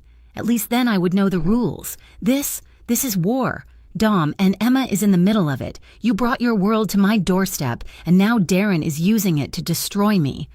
The accusation hung heavy in the air. Dom flinched. A microscopic movement, but Lily saw it. The hurt flashed in his eyes before the walls slammed back down. "I did not bring the danger, Lily," Dom said, his voice dangerously quiet. "The danger was already sleeping in your bed for 3 years. I am just the one standing between you and the consequences of his choices." "I can't do this," Lily said, shaking her head. "I feel trapped. I am trapped by him, and I am trapped by you. I am living in a safe house with armed guards. I can't breathe." She looked at him, pleading. "I need space. I need to think clearly without looking at a gun on the table or wondering if the car outside is a friend or an enemy. I need to take Emma somewhere normal for one night." "No," Dom said immediately. "It is not safe." "I will go to Kara's," Lily insisted. Kara was an old waitress friend from the diner, a woman who lived in a boring, quiet suburb 10 miles west, far from the docks and the downtown territories. "Darren doesn't know where she lives. He never cared enough to learn my friends' names. It is neutral ground. Just for one night. Dom, please." Dom looked at her. He saw the desperation in her posture, the way she was vibrating with the need to escape the pressure cooker their lives had become. He knew that if he forced her to stay, he would become the jailer she accused him of being. "One night," Dom conceded, the words tasting like ash in his mouth. "I will have a car trail you. They will sit on the street." "Fine," Lily said. "Just give me room to breathe." The next morning, the separation felt like a physical tearing. Dom stood in the doorway of the safe house, watching Lily buckle Emma into the back seat of a rental sedan he had procured, one Darren wouldn't recognize. "Call me," Dom said, leaning into the driver's window. "If you see anything, if you feel anything wrong." "I will," Lily promised. She looked at him, her anger from the night before fading into a dull ache of regret. She wanted to reach out, to smooth the worry line between his brows, but she kept her hands on the wheel. "Thank you, Dom." He nodded once, stepped back, and watched her drive away. He felt a cold premonition settle in his gut, a voice whispering that he was making a mistake. 4 hours later, Dominic Moretti was pacing the floor of his command center at the mansion. Monitors lined the walls, displaying feeds from his properties and the docks. "Sir," said Silas, a young man with nervous energy who ran Dom's cybersecurity. "We have a hit on the encryption." Dom stopped pacing. "Show me," Silas typed furiously, bringing up a transcript of intercepted text messages. We've been monitoring the Ricci family's low-level chatter. They switched to a burner network an hour ago. I just cracked the handshake." Dom scanned the messages. His blood ran cold. Target acquired? Not yet. Waiting for the signal. The ex says he knows where the friend lives. West Side. Grab them both. The girl is the priority. The boss wants the shipping lane leverage by tonight. West Side, Dom whispered. Darren didn't know Kara's address, but he followed her. "Sir?" Silas asked. Darren didn't follow Lily. Dom realized, the horror dawning on him. He followed Kara. He must have stalked Lily's friends weeks ago to get leverage. "Get the cars!" Dom roared, turning to Marco. "Now, and get me Lily on the phone." In the quiet, tree-lined suburb of West Harborview, the afternoon was deceptively peaceful. Lily sat at Kara's kitchen island, helping Emma glue dry macaroni onto a piece of construction paper. The smell of baking cookies filled the air, a scent of normalcy that made Lily's shoulders finally relax. "I am going to make a sun," Emma declared, holding up a pasta shell. "That is a beautiful sun," Lily said, smiling. Kara, a stout woman with a loud laugh and a heart of gold, walked into the kitchen wiping her hands on a dish towel. "I'm going to step out back and take this call from my sister," she said, waving her phone. "She is drama, as always. Keep an eye on the cookies?" "Of course," Lily said. Kara opened the sliding glass door to the patio. She left it cracked open just an inch to hear the oven timer. Lily turned back to Emma. "Okay, now we need blue for the sky." Her phone was in her purse, which sat on the counter near the fridge. It began to vibrate. Lily glanced at it. Seeing Dom's name flashing, she felt a pang of guilt. He was checking in. She decided to finish the glue stick with Emma before answering. Not wanting to interrupt the moment, that decision cost her everything. A sudden, sharp scream from the backyard shattered the peace. Lily's head snapped up. "Kara?" Before she could move, the sliding glass door was thrown open with violent force. It slammed against its track, the glass rattling threateningly. Two men in dark windbreakers burst into the kitchen. They moved with military precision. One of them, a man with a thick neck and dead eyes, lunged for Lily. "Run, Emma!" Lily screamed, shoving her daughter off the stool. Emma scrambled back, dropping the glue stick, her eyes wide with terror. Lily grabbed a heavy ceramic bowl from the counter and swung it, but the man caught her wrist mid-air. He twisted it, hard. Lily cried out as pain shot up her arm, the bowl shattering on the floor. He spun her around, clamping a hand over her mouth and pinning her arms against her sides. "Quiet," the man growled. The second man scooped Emma up as if she weighed nothing. Emma kicked and screamed, flailing her small limbs, but he just tucked her under his arm like a parcel. Then, Darren walked in. He strolled through the open door as if he were attending a dinner party. He stepped over the shattered ceramic, a look of triumphant madness on his face. He was wearing the same suit from the mediation, now rumpled and stained. He walked right up to Lily, who was struggling uselessly against the enforcer's grip. Her muffled screams vibrated against the man's palm. Darren leaned in close, his face inches from hers. His eyes were bright, feverish. "You thought you could run to him?" Darren hissed, his breath hot on her face. "You thought you could hide my daughter from me?" He reached into his jacket pocket and pulled out a folded document.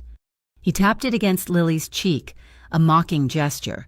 "You are coming to sign those papers now. Lily," he whispered. The words echoed in her mind, a twisted callback to the law office. But this time there was no Dom to step through the door. There was no savior. "Let's go," Darren ordered the men. "The boss is waiting." They dragged Lily and Emma out the back door, through the yard where Kara lay slumped on the grass, groaning and holding her head. They were thrown into a nondescript van waiting in the alleyway. The doors slammed shut, sealing them in darkness. Dom's convoy was weaving through traffic at 90 miles an hour, sirens blaring from the lead car, a favor called in from a corrupt police captain. But Dom knew, with a sickening certainty, that he was too late. He dialed Kara's number again. This time, someone picked up. "Hello?" The voice was weak, dazed. "Kara," Dom barked. "Where are they?" "They took them," Kara sobbed. Men! They came through the back. Darren was with them. Oh God, my head. Dom hung up. He threw the phone against the dashboard, cracking the screen. They have them, Dom said, his voice void of all emotion. It was the voice of a man who had already killed the people responsible in his mind. Track Darren's phone. I don't care if he turned it off. Ping the last known tower. Find me that van. Heading toward the docks, Silas's voice came over the car's speaker system. Sector 4, the old cannery. It is Ricci territory. Sector 4 is a kill box, Marco warned from the passenger seat. One way in, one way out. Then we make a new way in, Dom said. He stared out the windshield, his knuckles white on the steering wheel. Guilt, heavy and corrosive, burned in his chest. He had let her go. He had listened to her plea for space instead of his instinct for survival. I promised her.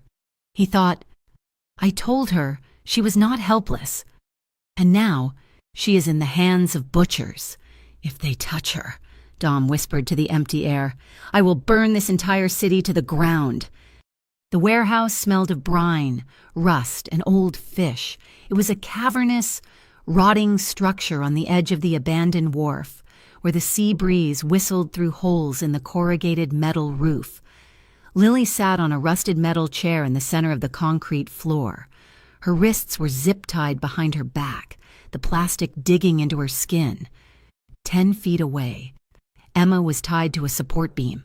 They hadn't bound her tightly, just enough to keep her from running. She was curled in a ball, sobbing quietly into her stuffed rabbit, which had somehow made the journey with them. Darren was pacing back and forth in front of Lily, his shoes clicking on the concrete. He was manic, waving a folder of papers in the air. It was all supposed to be simple, Darren ranted, kicking a piece of debris. I had the buyer for the bar. I had the loans lined up. All you had to do was sign the bakery over. But no, you had to go and find yourself a boyfriend. He stopped, leaning down to scream in Lily's face. You ruined my deal, Lily. You embarrassed me. You embarrassed yourself. Darren, Lily said, her voice shaking but defiant. You are working with the Ricci family? Do you have any idea what they do? They will kill us all once they get what they want. Shut up, Darren shouted. We are partners. They respect me. They know I am the one who brought them the leverage. You are a delivery boy, a deep, gravelly voice said from the shadows. A heavy metal door rolled open.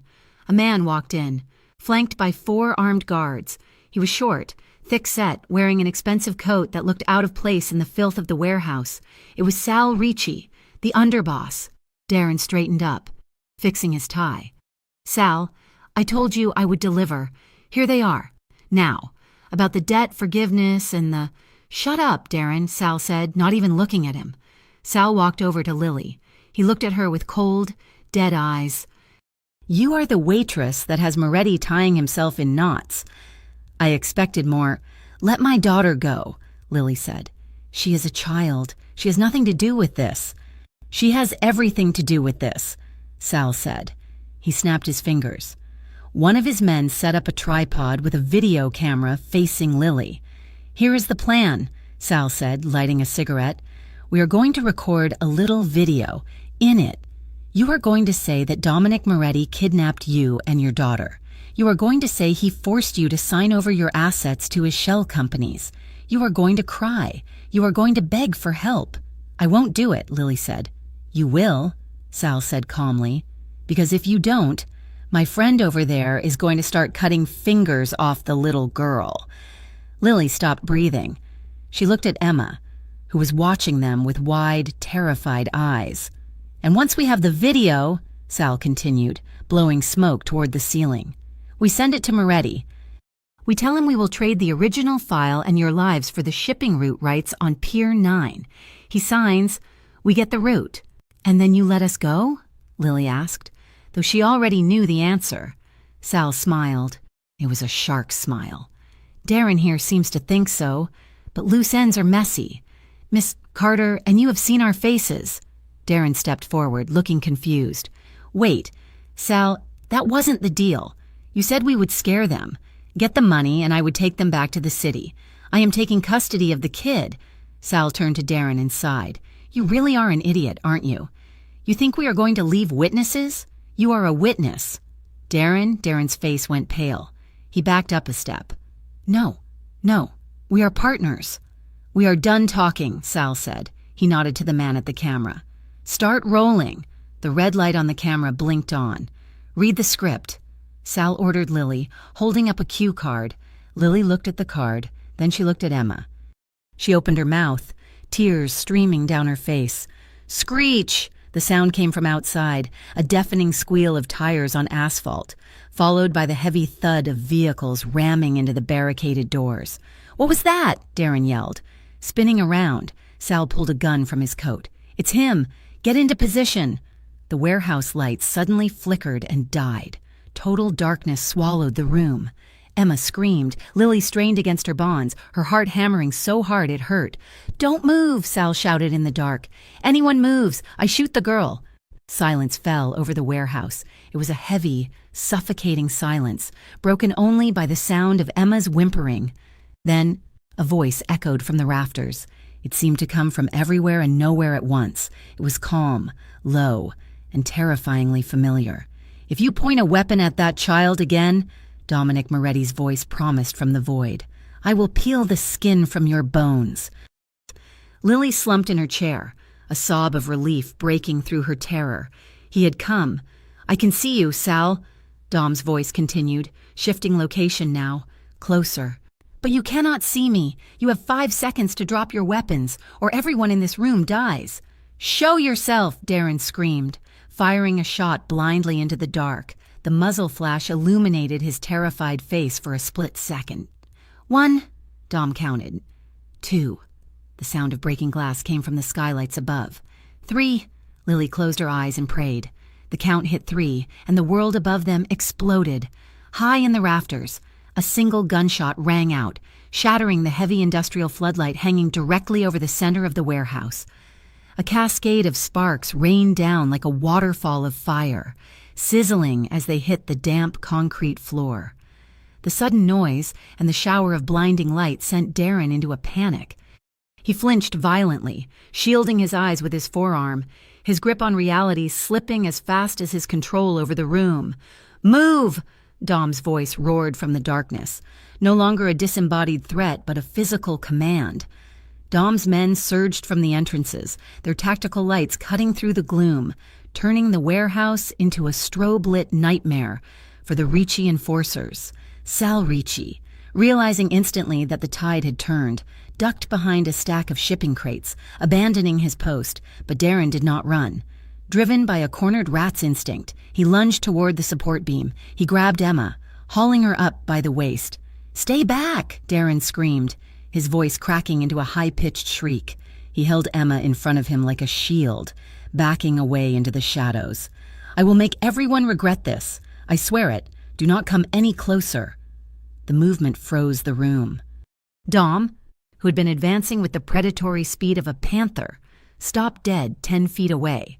He raised his flashlight, illuminating Darren's sweaty, manic face and Emma's terrified expression. Dom lowered his weapon instantly. He raised his empty hands, palms open, showing Darren he was stopping. "Easy," Dom said. His voice dropped an octave, becoming steady, calm and anchoring.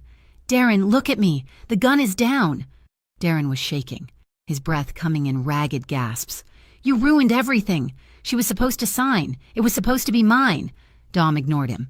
He shifted his gaze slightly, locking eyes with the 6-year-old girl trembling in Darren's grip. "Emma," Dom said softly, though his voice carried clearly in the silent warehouse. Emma sniffled, tears tracking through the grime on her cheeks.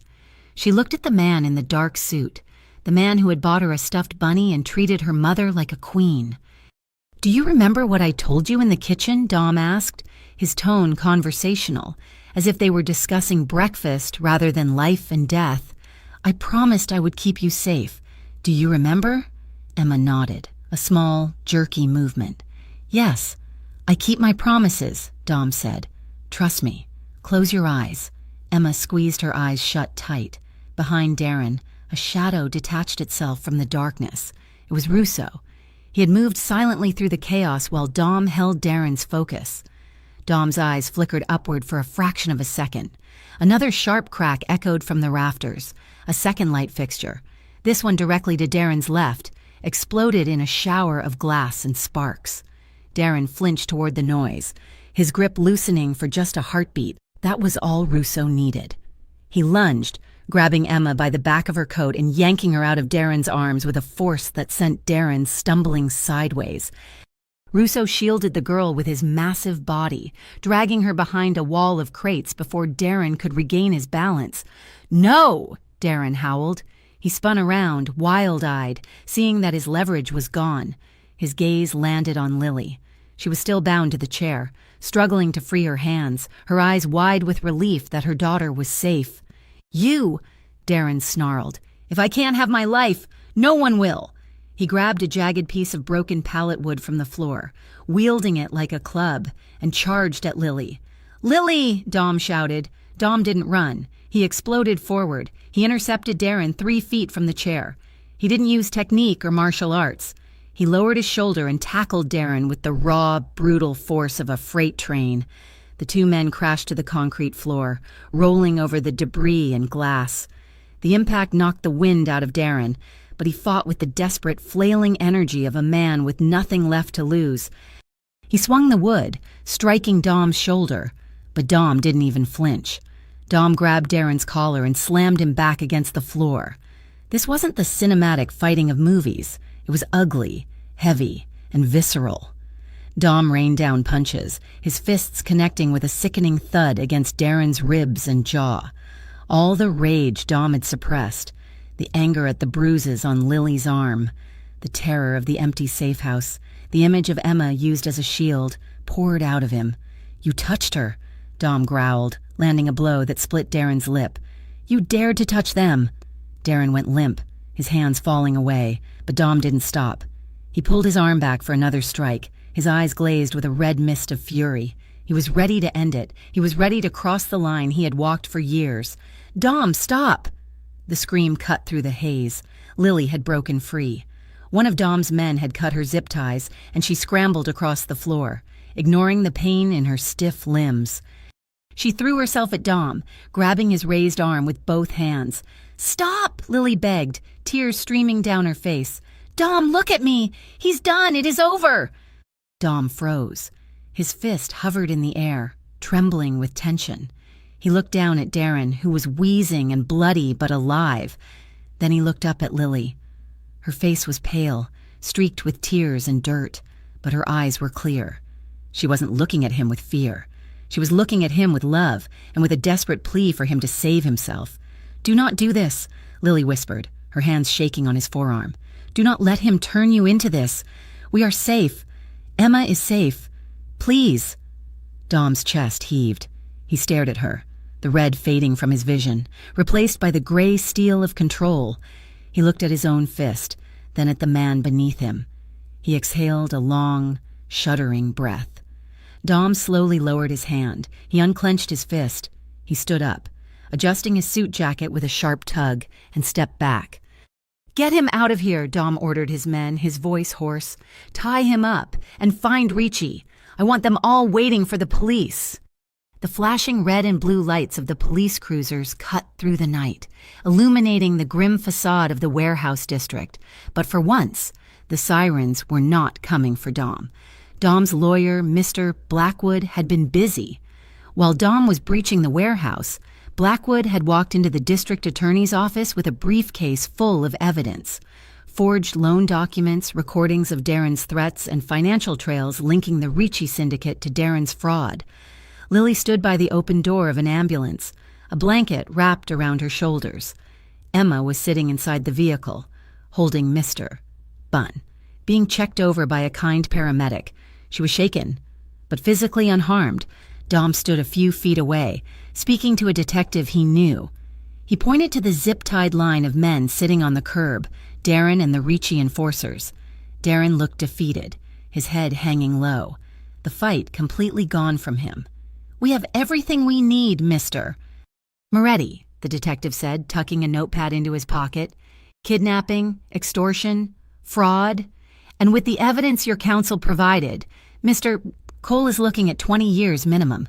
He'll never get near that little girl again. Make sure of it, Dom said quietly.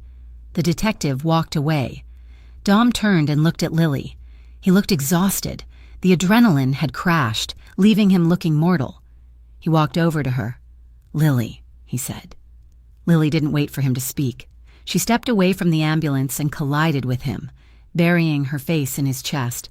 Dom let out a breath and wrapped his arms around her. He held her tight, lifting her slightly off the ground, burying his face in her hair. He held her as if she were the only thing keeping him upright. "I am sorry," Dom murmured into her hair.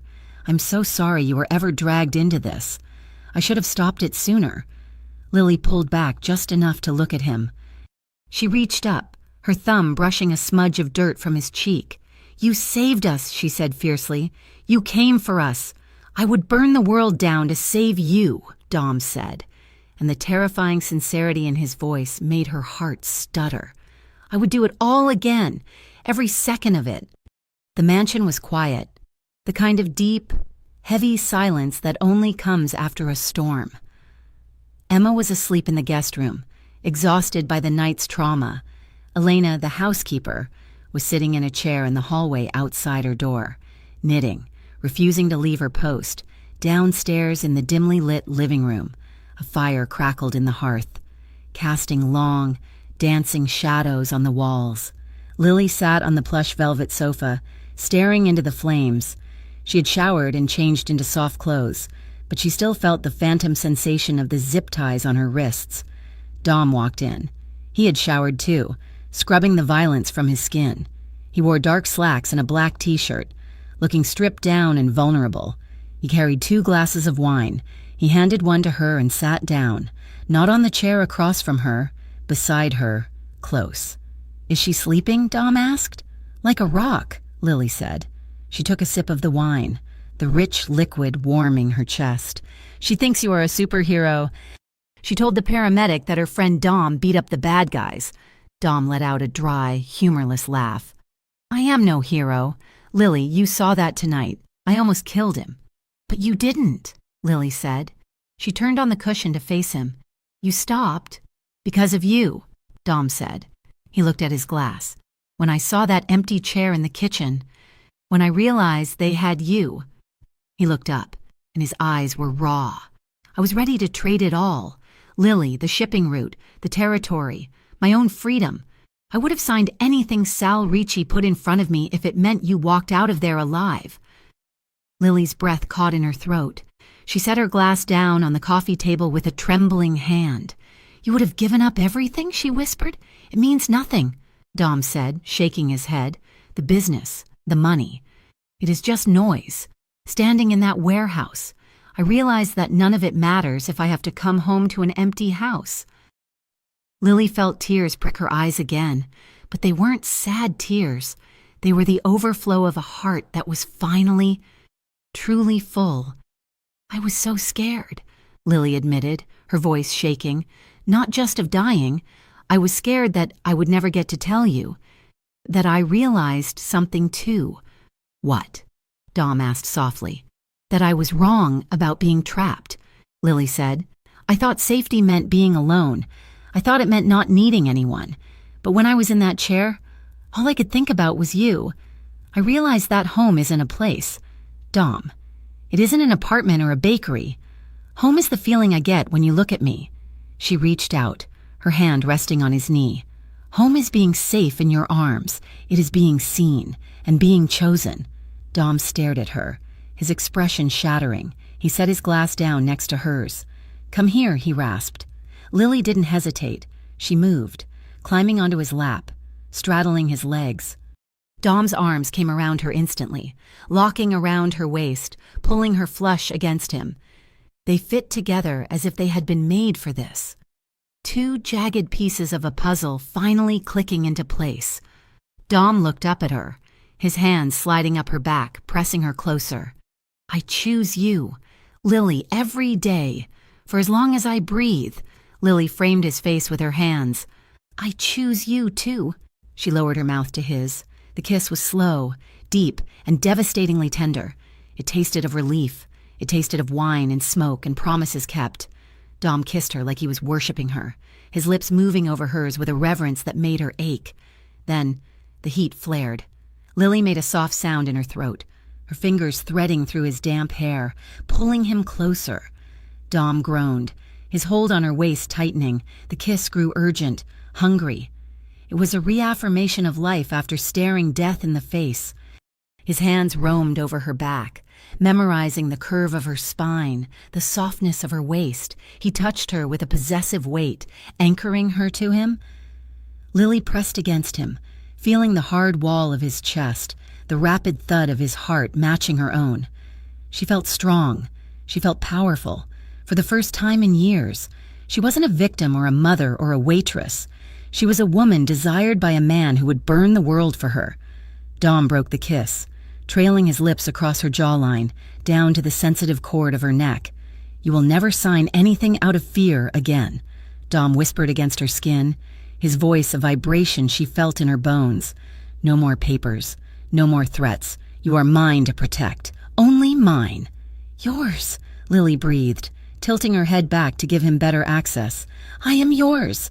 He pulled her back up to face him.